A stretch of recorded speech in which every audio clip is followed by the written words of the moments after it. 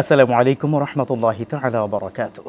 বিসমিল্লাহ ওয়ালহামদুলিল্লাহ ওয়াসসালাতু ওয়াসসালামু আলা রাসূলিল্লাহ ওয়া বা'দ। ফাআউযু বিল্লাহি মিনাশ শাইতানির রাজীম। বিসমিল্লাহির রহমানির রহিম। মান ক্বাতালা নাফসান বিগাইরি নাফসিন আও ফাসাদিন ফিল আরদ ফাকান্নামা ক্বাতালান নাস জামিআ।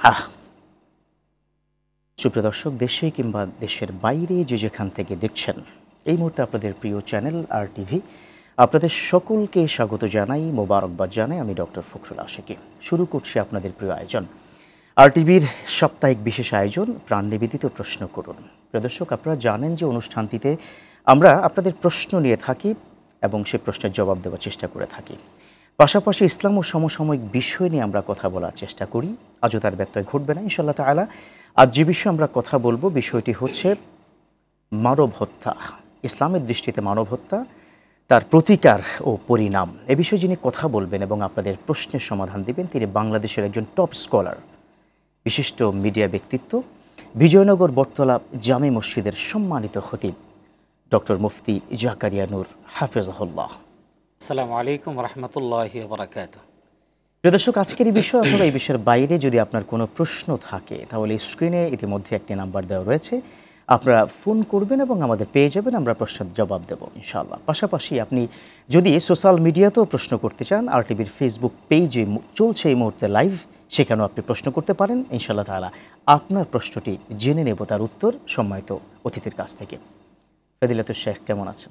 আলহামদুলিল্লাহ, ভালো আছি। আপনি ভালো আছেন? আল্লাহ শুকরিয়া আদায় করছি, আপনাকে পেয়ে আমরা ধন্য। এবং আজকের যে বিষয়টি, এই বিষয়টি যেহেতু আপনি একজন হাফিজ, একজন স্কলার, সেই হিসাবে আপনি চমৎকার করে বলবেন শুরুতে মানব হত্যা নিয়ে ইসলামের কী নির্দেশনা। ইন্নাল হামদুলিল্লাহ ওয়াসসালাতু ওয়াসসালামু আলা রাসূলিল্লাহ ওয়া বা'দ। আপনি যে আয়াতটি কোট করেছেন, সেই আয়াতের আলোকে মান ক্বাতালা নাফসান বিগাইরি নাফসিন ওয়া ফাসাদিন ফিল আরদি ফাকান্নামা ক্বাতালান নাস জামিআ ওয়া মান আহইয়াহা ফাকান্নামা আহইয়ান নাস জামিআ। আল্লাহ পাক রব্বুল আলামিন এই আয়াতে কারিমার মধ্যে আসলে মানব হত্যার বিভৎস অবস্থাটা সংক্ষিপ্ত পরিসরে তুলে ধরেছেন। যে আসলে মানব হত্যার বিষয়টা এমন যে একটা মানুষকে যদি হত্যা করা হয়, তাহলে সেটা পৃথিবীর মানুষকে, সব মানুষকে হত্যা করে ফেলা হলো। ওটা শামিল। এটার কারণ হলো যে পৃথিবীতে সবচেয়ে জঘন্যতম, অমানবিক, কুৎসিত, ভয়াবহ যত ধরনের যেটা, সেটা হলো মানুষকে হত্যা করা। কারণ একটা মানুষ, তাকে আল্লাহ পাক বিবেক দিয়েছে, বুদ্ধি দিয়েছে, সব কিছু দেওয়ার পরে একটা মানুষ কি করে আরেকটা মানুষকে হত্যা করে? মানুষ রাগের বশবর্তী হয়ে আঘাত করে, অথবা যে কোনো ধরনের একটা মানে ইনজুর্ড করে ফেলতে পারে। কিন্তু হত্যা করা, এটা তো একটা সাধারণ কোনো মানুষের পক্ষে সম্ভব না। বৈশ্বিক তো আচরণ হতে পারে। কারণ হলো কোনো প্রাণী স্বজাতিকে কিন্তু হত্যা করে না। আমরা কুকুরের ঝগড়া অহরহ দেখি। আমরা গ্রামে ছোটবেলা থেকেই যারা বেড়ে উঠেছি, আমরা দেখেছি কুকুর, তাদের একটা গ্রুপিং আছে। তো তাদের কিছু গ্রুপিং ব্যাপার থাকে, তাদের কিছু খাদ্যদ্রব্য নিয়ে টানাটানি থাকে, যেটাকে আমরা সহজ আমাদের প্রচলিত ভাষায় যে হাড্ডি খাওয়া নিয়ে, যেটা আমাদের মানুষের মধ্যেও আছে। তো কুকুরের মধ্যে ওই বিয়ে বাড়িতে গরুর গোশত, হাড্ডি, এটা নিয়ে তাদের মধ্যে একটা কামড়াকামড়ি হয়।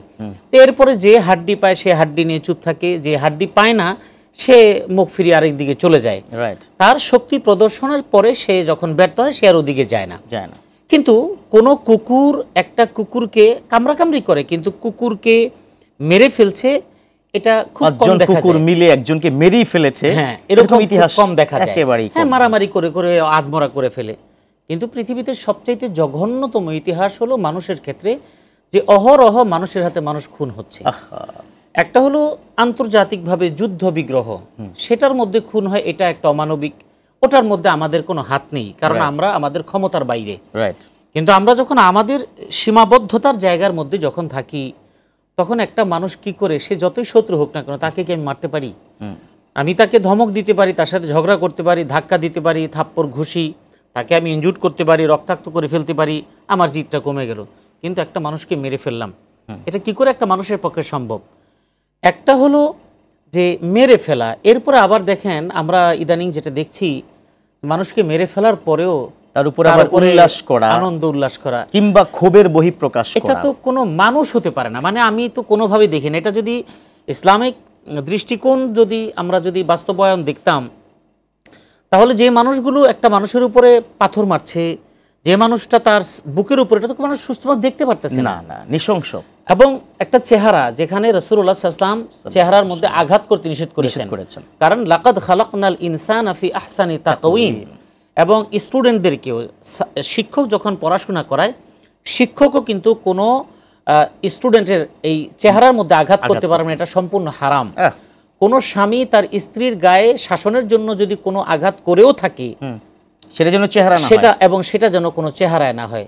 লা তাদরিবিল ওয়াজহা, একেবারে হাদিসের মধ্যে যে নির্দেশনা আছে, অনেকগুলো নির্দেশনা রাসূল সাল্লাল্লাহু আলাইহি ওয়াসাল্লাম স্বামীদেরকে দিয়েছেন মহিলাদের ব্যাপারে, যে তোমরা মহিলাদেরকে গাল দিবে না, তাদেরকে প্রহার করবে না, এবং স্পেসিফিক বলে দেওয়া হয়েছে ওয়ালা তাদরিবিল ওয়াজহা, এবং তার চেহারার মধ্যে কখনো আঘাত করবে না। স্ত্রীকে তো মারা যাবেই না, ওয়াশিরুহুন্না বিল মারুফ, মারা তো প্রশ্ন ওঠে না। আমি বলছি এখানে শাসনটা বলতে কোথায়, যে শাসন করার ক্ষেত্রে যদি এমন হয়, সেটা যতটুকু একটা ধমক দেওয়া যায়, এটা হয়তো একটু ধাক্কা দিল, কিন্তু সেই ধাক্কাটাও দিল, হাত দিয়ে সরাইয়া দিল, এটাও তো গালের মধ্যে করা যায় না।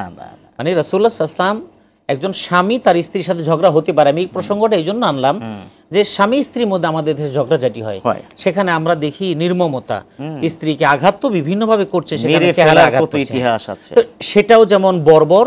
আবার ঠিক আমরা যে দৃশ্যগুলো ইদানিংকালে দেখছি, এটা ভাষায় ব্যক্ত করার মতো অবস্থা না। এদের সম্পর্কে কি আল্লাহ বলেন উলাইকা কাল আনআম বাল এটা তো হুম আদাল? আছেই, সেই সাথে তাদের পরিণতির ভয়াবহতা কোরআনে কারিমে বলে দেওয়া হয়েছে, যে যারা নাকি ওয়ামাই ইয়াকতুল মুমিনাম মুতাআম্মিদান ফাজাযাউহু জাহান্নাম খালিদান ফিহা ওয়া গাদিবাল্লাহু আলাইহি ওয়া লাআনাহু ওয়া আ'আদ্দা লাহু আযাবান মুহিনা। পাঁচটা শাস্তি, এখানে পাঁচটা শাস্তির কথা বলা হয়েছে, যে ফাজাযাউহু জাহান্নাম, ফার্স্ট তার এটা হলো শাস্তি হলো তাকে সরাসরি সে জাহান্নামী, সোজা কথা। এবং এটা হলো কতলে আমাদ বলা হয়, হত্যাকাণ্ডের মধ্যে কয়েকটি প্রকার আছে, তার মধ্যে সবচেয়ে জঘন্যতম সেটা হলো ইচ্ছাকৃতভাবে মুতাআম্মিদ, অর্থাৎ টার্গেট কিলিং যেটাকে আমরা বলি, অর্থাৎ আমার মেন্টালিটি তাকে মেরে ফেলবো, আমার কার্যক্রমগুলো তাকে মেরে ফেলবো, আমার যে সমস্ত জিনিসগুলো আমি ব্যবহার করব, এই ব্যবহারগুলোর উদ্দেশ্যই হলো তাকে হত্যা করা। এই সমস্ত তাদের কোনো রকমের এক্সকিউজ সেখানে নেই। ফাজাযাউহু জাহান্নাম, জাহান্নামে হবে, এবং খালিদিনা ফিহা, তারা সেখানে চিরস্থায়ী থাকবে।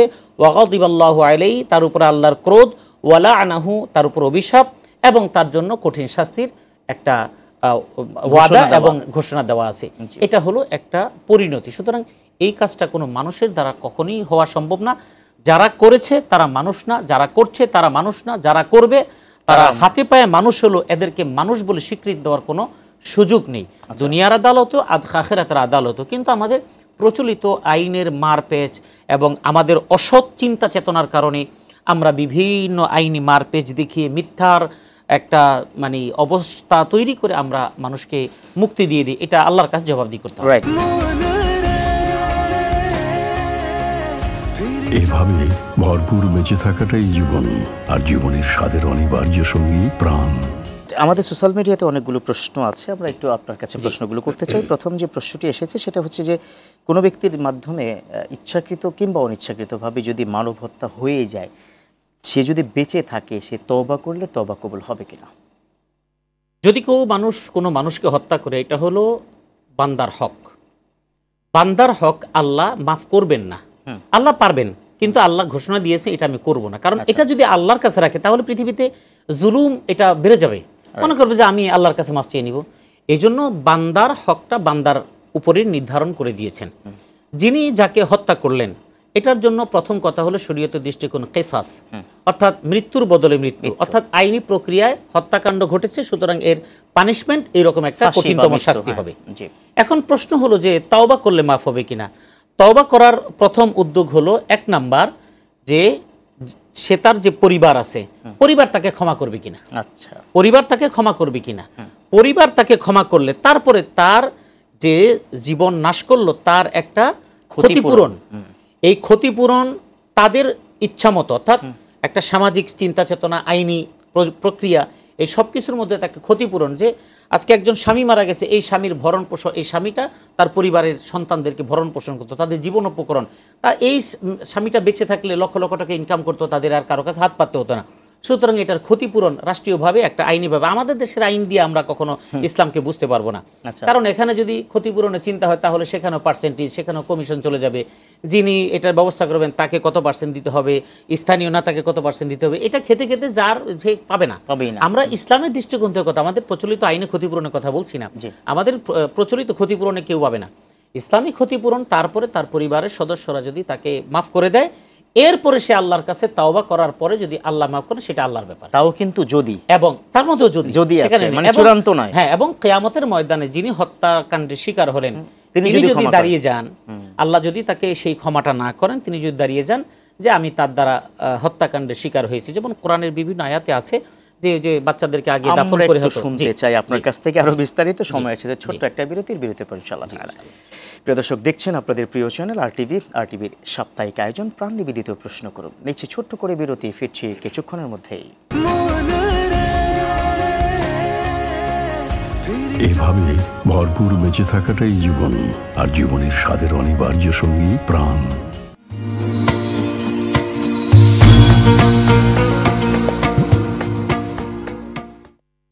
আলহামদুলিল্লাহ, প্রিয় দর্শক, ফিরে এলাম বিরতির পর। আমাদের সাথে থাকার জন্য ধন্যবাদ। দেখছেন আপনাদের প্রিয় চ্যানেল আরটিভির সাপ্তাহিক আয়োজন, বিশেষ আয়োজন প্রাণ নিবেদিত প্রশ্ন করুন। অনুষ্ঠানটিতে আপনারা প্রশ্ন করে থাকেন, আমরা জবাব দেওয়ার চেষ্টা করে থাকি।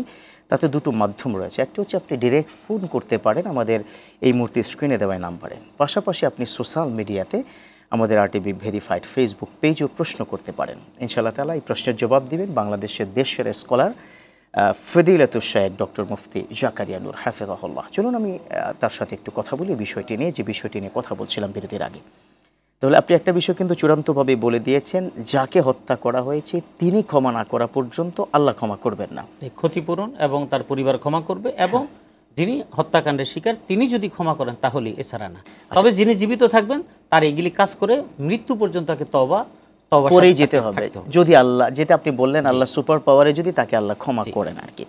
আরেকজন এভাবেই একই কাছাকাছি ধরনের প্রশ্ন তিনি করেছেন যে ভুলবশত, মানে ধরেন ঝগড়া করতে গিয়ে ভুলবশত, আপনি বললেন যেটা ইন্টেনশনালি সমস্ত ধরেন অস্ত্র বা যা যা আছে এগুলো নিয়ে এসে তাকে মারার জন্য, আরেকজন ঝগড়া করতে গিয়ে ভুলবশত যদি কাউকে আঘাত করেছে এবং তিনি হয়তো এখন ইনস্ট্যান্ট না মারা গেল, কিংবা ইনস্ট্যান্ট মরল, কিংবা পরে মরল, এক কথা ভুলবশত আঘাতে কেউ যদি মারা যায়, সেটা কি তার জন্য তওবা কবুল হবে কিনা, বা এটা সমাধান কি? মৃত্যু মানে কতলের মধ্যে যে ভুলবশত যেটাকে বলা হয়, সেই ভুলবশতের ব্যাখ্যাগুলো আগে বুঝতে হবে। সেটা হলো যে ভুলবশত বলতে কয়েক ধরনের। একটা হলো যে আমার হাতে যেই হাতিয়ারটা ছিল, এই হাতিয়ারটা দিয়ে কি কোনো মানুষ মারা যায় কিনা, এবং আমি যেইভাবে ব্যবহার করলাম এতে মারা যাওয়ার কোনো সম্ভাবনা আছে কিনা, এবং আমার টার্গেট আছে কিনা, এই সব কিছু মিলে। কারণ হত্যাকাণ্ডের বিচার এবং তার অপরাধের যেই এটার যে ইনভেস্টিগেশন এবং এটার যে কারণ ইসলামিক দৃষ্টিকোণ থেকে দেওয়া হয়েছে, এগুলির মধ্যে বিস্তারিত একটা বিবরণ থাকে কিন্তু। তো সেই বিষয়গুলো বুঝতে হবে যে ভুলবশত হত্যা সেটা হলো যে আসলে তাকে হত্যার উদ্দেশ্য ছিল না, এবং তাকে হত্যার জন্য কোনো অস্ত্র ব্যবহার করা হয়নি, স্বাভাবিকভাবেই তার সাথে যেমন ধাক্কা দিছে, ধাক্কা দেওয়ার পর পড়ে গেছে, পড়ে যাওয়ার পর এমন জায়গায় পড়ছে যে পড়ার পরে রক্তক্ষরণ হয়ে সে হয়তো এমন দুর্ঘটনার শিকার হয়ে গেছে, এটাকে বলা হয় কতলে খাতা, ভুলবশত এটা একটা। আরেকটা হলো যে ক্রস ফায়ারে মারা যায়।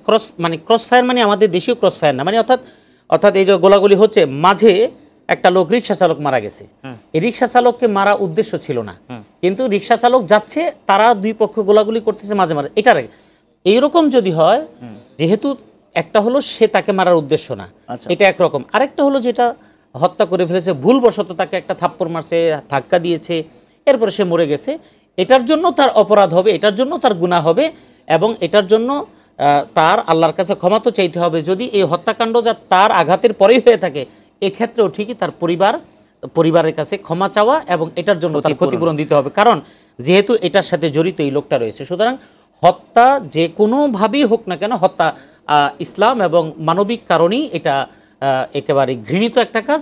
এই কাজের সাথে কোনো, এই জন্যই হাদিসের একটা ভাষা আছে যে আল গাদাবু মিনাশ শাইতান, যে ক্রোধ এটা শয়তান থেকেই আসে। ফাইদা গাদিবা আহাদুকুম, তোমাদের যখন নাকি রাগান্বিত হয়, ক্রোধান্বিত হয়, ফালিয়াস্তাইজ বিল্লাহ, সেই জন্য আউযু বিল্লাহ পড়ে। আউযু বিল্লাহি মিনাশ শাইতানির রাজিম এটা পড়বে। যদি সেটা না, তাতে তার যদি দমন না হয় তাহলে সে ওযু করবে। যদি কোনো মানুষ বসে থাকে সে যদি দাঁড়িয়ে থাকে তাহলে সে যেন বসে পড়ে, আর যদি বসে পড়ার পরেও যদি তার রাগ কন্ট্রোল না হয় তাহলে তাকে যেন শুইয়ে দেওয়া হয়। এই কারণটা কি, আপনি দেখবেন দুইজনে মারামারি করতেছে, একজনকে ধরে না যদি বসেন বসো বসো বসো এরকম, কিছুক্ষণ পরে কিন্তু রাগটা থেমে কন্ট্রোল হয়ে যায়। এই জন্য এই বিষয়গুলো আমাদের খুব বিবেচনায় রাখা দরকার। আমরা চাই না সমাজের একটা মানুষ হত্যাকাণ্ডের শিকার হোক, একজন নারী বিধবা হয়ে যাক, একজন সন্তান বাবাহারা হয়ে যাক, একজন মায়ের কোল খালি হয়ে যাক। এটা কোনোভাবেই কাম্য না, কোনো মানুষের পক্ষে, মুসলমান না কোনো মানুষের পক্ষে এটা কোনোদিন সম্ভব নয়, কখনোই এটা হতে পারে না।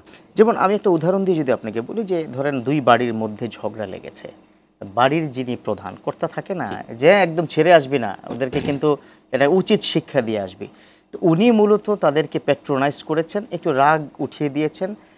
এই জাতীয় কোনো অ্যাকশানে যদি কেউ কি মারা যায়, এখন দোষটা যারা অন দ্য স্পটে ছিল তাদের হবে, নাকি যিনি একটু খেপিয়ে তুলেছেন, অথবা ধরেন নেতা, তার বাড়ির যিনি তো প্রধান অভিভাবক, তার ইন্ধনে বা তার ওয়ার্ডারে হয়েছে, এটার জন্য দায়ভারটা কার? এক নাম্বার হলো এই কাজগুলো হলো জাহিলি সভ্যতার কাজ। জাহিলি সভ্যতার কাজ ছিল গোত্রদ্বন্দ্ব, যেটা আমরা আমাদের দেশেও বিভিন্ন অঞ্চলে নাম বলবো না, মিডিয়াতে নাম বলে কাউকে ছোট করব না, সবাই জানে। আমি বলছি যখন এটা শোনার পর সবাই বুঝবে কোন কোন এলাকা হতে পারে, এরকম অনেক জায়গায় হতে পারে।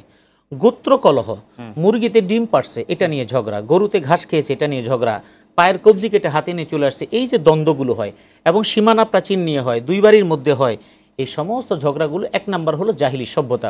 রাসূলুল্লাহ সাল্লাল্লাহু আলাইহি ওয়াসাল্লামের পূর্ববর্তী সময়ে জাহিলি যুগে বিভিন্ন গোত্রকেন্দ্রিক একটা ঝগড়া ছিল, ওই গোত্রকেন্দ্রিক ঝগড়াটা জাহিলি সভ্যতা। মদিনায় যখন রাসূল সাল্লাল্লাহু আলাইহি ওয়াসাল্লাম হিজরত করলেন, সাহাবায়ে কেরামের মধ্যে তখন তারা ইসলামকে পরিপূর্ণভাবে ধারণ করার এখনও পরিপূর্ণতা আসেনি, তখনও দেখা যাচ্ছে কূপে পানি আনতে গিয়ে একজন আনসার একজন মুহাজির, এটা নিয়ে একটু বাদানুবাদ হয়েছে, তখন একজন বলছে ইয়া আল আনসার, হে আনসার কারা আসো তোমরা আসো, আবার মুহাজির যারা বলছে হে মুহাজির কারা আসো। এভাবে দুই গ্রুপ যখন মুখোমুখি হয়ে গেছে, সাহাবায়ে কেরাম থামিয়ে দিয়েছেন। রাসূলুল্লাহ সাল্লাল্লাহু আলাইহি ওয়াসাল্লামের কাছে যখন এই সংবাদ গিয়েছে, রাসূলুল্লাহ সাল্লাল্লাহু আলাইহি ওয়াসাল্লাম তখন বলেছেন যে এটা হলো জাহিলি সভ্যতা। এরপরে বিভিন্ন ব্যাপারে তাদেরকে মোটিভেশন করেছেন, এভাবে সাহাবায়ে কেরামের চরিত্র মাধুর্য উন্নতি সাধন করেছে। আপনি যে কথাটা বলেন এটা হলো জাহিলি সভ্যতা। এবার আসুন, যিনি নির্দেশনা দিলেন এবার কিছু একটা শিখিয়ে দিয়ে আসবে, আদ-দাল্লু আলাল খাইরি কাফাইলিহি, একটা মানুষ কোনো ভালো কাজ যদি করে তাহলে সেটা তার যেমন পাবে। হাদিসের মধ্যে আছে যে কোনো ইদা হাম্মা বিহাসানাতিন, যখন কোনো মানুষ কোনো ভালো কাজ করে তাহলে ভালো কাজের দিকে যে ইশারা করে সে যেমন এটা সওয়াব পাবে, কোনো খারাপ কাজের দিকে যখন কোনো মানুষ ইশারা করে সে তার একই রকমের অপরাধের অপরাধী হবে। একটু বিস্তারিত হবে ডেফিনেটলি, এটা সমাধান আপনি করবেন। অনেকক্ষণ ধরে একজন দর্শক অপেক্ষা করছে, ফোনটা নিতেই হচ্ছে। জি প্রিয় দর্শক, কে বলছেন, কোথা থেকে বলছেন, আপনার প্রশ্নটি করুন প্লিজ। আসসালামু আলাইকুম, আমি ইব্রাহিম মনিক কেরানীগঞ্জ থেকে বলছি। জি বলুন প্লিজ। জি, আমার প্রশ্ন হচ্ছে যে মহিলাদেরকে অনেক সময় ঘরে থাকে আবদ্ধ জায়গায়, তখন তো পর্দার প্রয়োজন হয় না, তো আজানের সময় মাথায় কাপড় দেওয়া লাগবে বা লাগবে না এর বিধানটা কি? আচ্ছা জি, থাকুন আপনি আমাদের আরটিভির সাথে, ইনশাআল্লাহ প্রশ্ন উত্তর পেয়ে যাচ্ছেন। জি, এখন যিনি এইটা করে দিলেন তিনি সমান অপরাধী, কারণ ওই মানুষগুলোকে হত্যাকাণ্ডের উপর উদ্বুদ্ধ করলেন, মারামারির উপর উদ্বুদ্ধ করলেন নির্দেশদাতা হিসেবে। আমরা যেমন খুনের নির্দেশক, এইভাবে যখন একটা মানুষকে খুনের আসামি করা হয় ঠিক, অর্থাৎ হুকুমদাতা, এটা কিন্তু আমাদের প্রচলিত আইনেও আছে, অর্থাৎ হত্যাকাণ্ডের হুকুমদাতা মানে হুকুমের আসামি, ঠিক তিনিও ঠিক এই হুকুমের আসামি হবেন, আল্লাহর কাছে তিনি সমান অপরাধী হিসেবে বিবেচিত হবেন। এবং এই মানুষগুলো যদি কোনো মানুষকে আঘাত করে, রক্তপাত করে, ওই রক্তপাত করার কারণে সে যেমন অপরাধী, সে যেমন গুনাহগার, যিনি এটাকে করলেন সমর্থন দিলেন সেও সমান অপরাধী। জি চমৎকার। আমাদের এই প্রশ্নের জবাবটি আপনি দেবেন যে আজানের সময় নারীরা ঘরে যারা থাকেন পর্দা করেন, তার অনেক সময় পর্দা হয়তো ওড়না ছড়িয়ে রেখেছেন, আজান দিলে ওড়না উঠায়, এই বিষয়ে প্রশ্ন সমাধান দিবেন। আরও একটি ফোন আসছে, ফোনটা নিয়ে নিচ্ছি।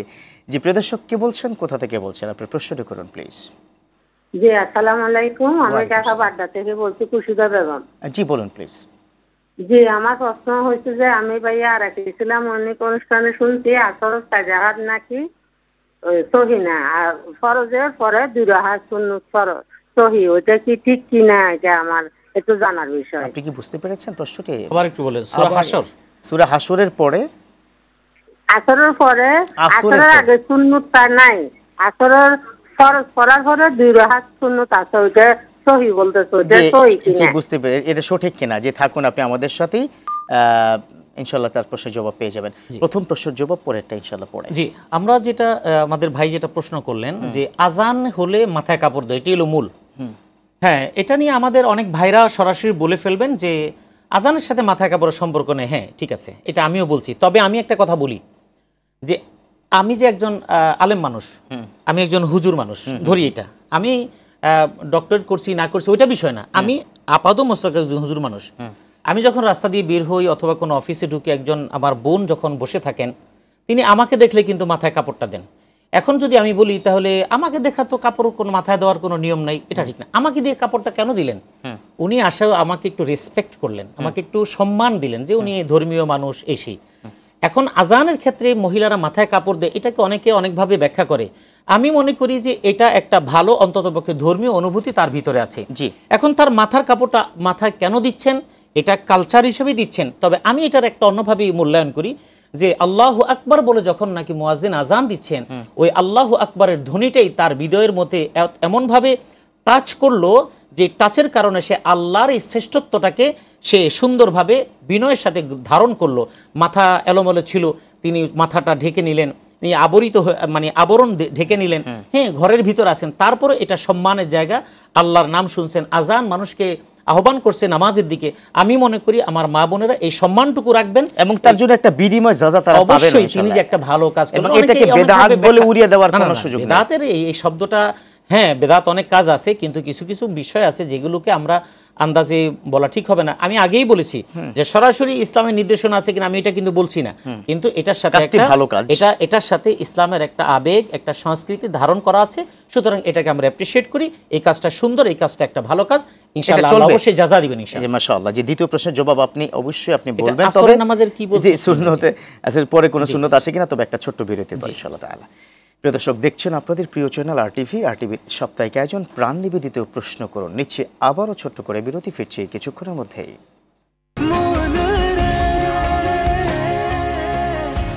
এভাবে ভরপুর বেঁচে থাকাটাই জীবন, আর জীবনের স্বাদের অনিবার্য সঙ্গী প্রাণ।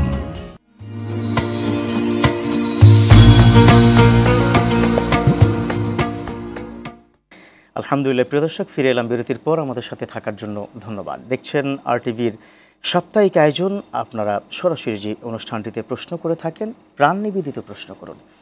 অনুষ্ঠানটিতে প্রশ্ন করতে হলে আপনি স্ক্রিনে নাম্বারে ফোন করুন, ইনশাআল্লাহ আমাদের পেয়ে যাবেন। রয়েছেন ফাদিলাতুল শেখ ডক্টর মুফতি জাকারিয়া নূর। চলুন আমরা আবারও আলোচনায় ফিরে যাই।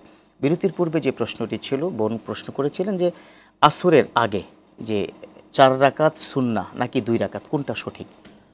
আসর নামাজের আগে 4 রাকাত সুন্নতের ব্যাপারে যে বলা হয়েছে, এখানে একটু বলতে হয়, না বললে আসলে ক্লিয়ার হয় না।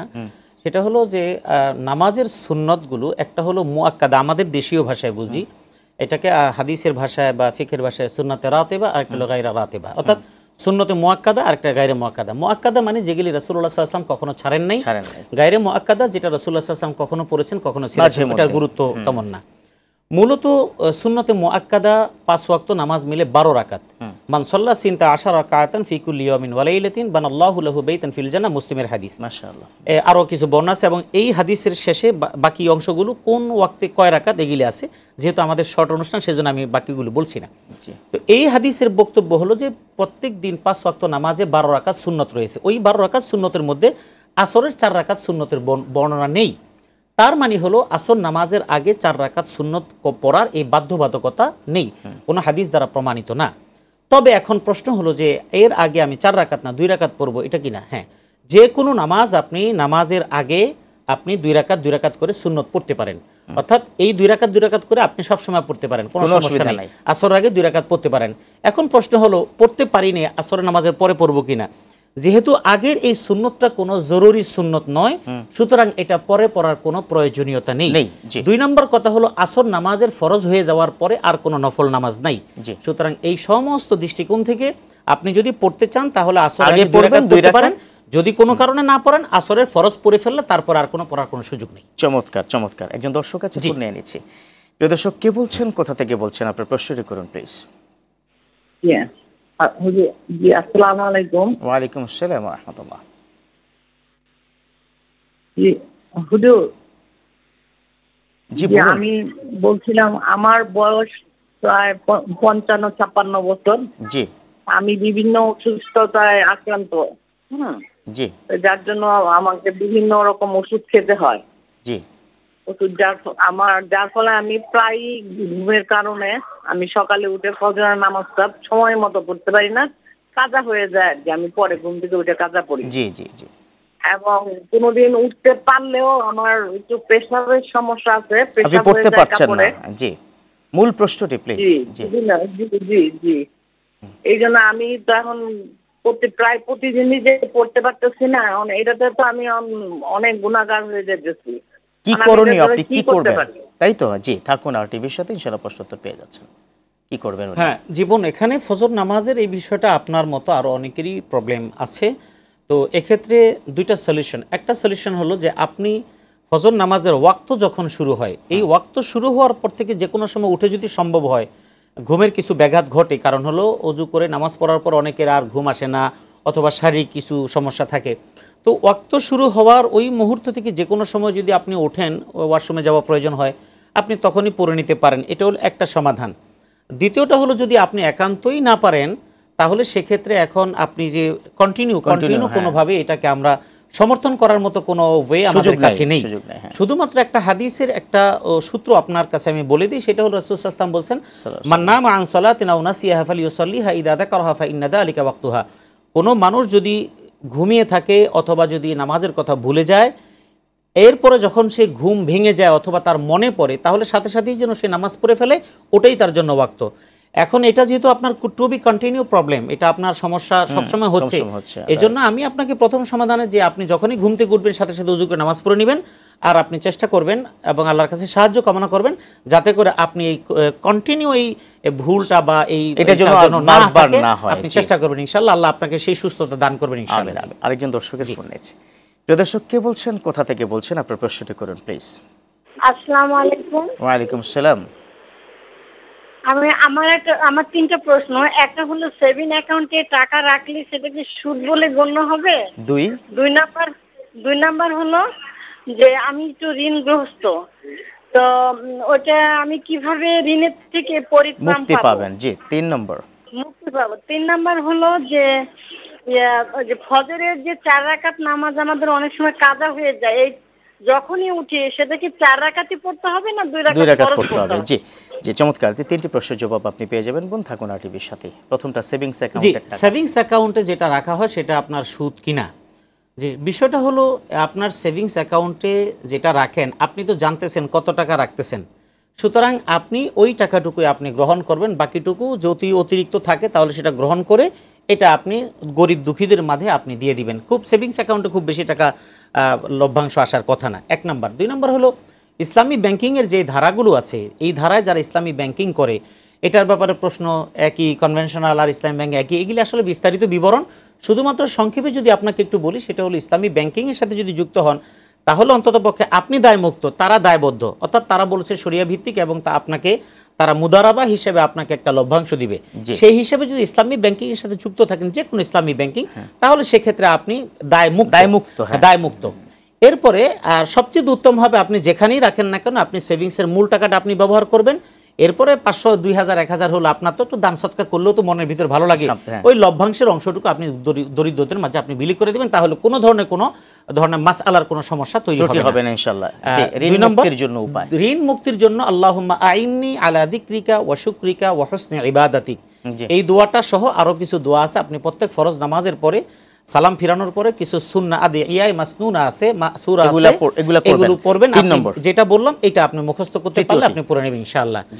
আর 3 নাম্বার হলো ফজরের 4 রাকাত পড়তে হবে। আসলে ফজরের 4 রাকাত বলে অর্থাৎ বিষয়টা হলো সুন্নতের কোনো কাজা হয় না, কিন্তু ফজর নামাজের সুন্নত সহ পড়ার ব্যাপারে ওলামায়ে কেরাম এই জন্য বলেন, একটি বুখারীর একটা হাদিস আছে, রাসূলুল্লাহ সাল্লাল্লাহু আলাইহি ওয়াসাল্লাম এই সুন্নতের ব্যাপারে গুরুত্ব দিয়ে বলেছেন, হুমা আহাব্বু ইলাইয়া মিনাদ দুনিয়া ওয়া মা ফিহা, ফজরের নামাজের যে 2 রাকাত সুন্নত, এটা দুনিয়া এবং দুনিয়ার মাঝে যা আছে তার চেয়ে আমার কাছে বেশি প্রিয় মনে হয়। এই কারণেই ফুকাহায়ে কেরাম রাসূলুল্লাহ সাল্লাল্লাহু আলাইহি ওয়াসাল্লামের যেহেতু এটা একটা প্রিয় সুন্নাহ ছিল, এই জন্য যখন ফরজ আদায় করা হয় তখন ফরজ পড়বেন, 2 রাকাত তার সাথে সুন্নত পড়ে নেবেন, সুন্নত পড়বেন, এটা নফল হিসেবে কাউন্ট হয়ে যাবে।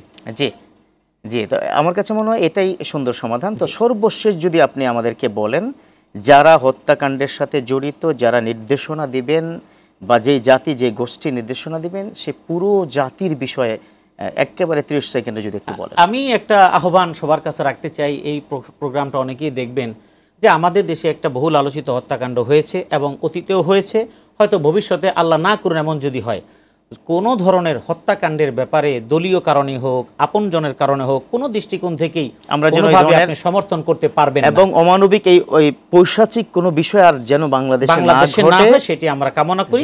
কোনোভাবেই আমরা এটা সমর্থন করব না, সমর্থন করাটাও অন্যায় এবং কবিরা গুনাহ। আল্লাহ হেফাজত করুন। আমিন। আপনাকে অনেক ধন্যবাদ, অনেকগুলো প্রশ্নের জবাব আপনি দিয়েছেন। আশা করি আমাদের পুরো জাতির জন্য ব্যাপক উপকারে আসবে।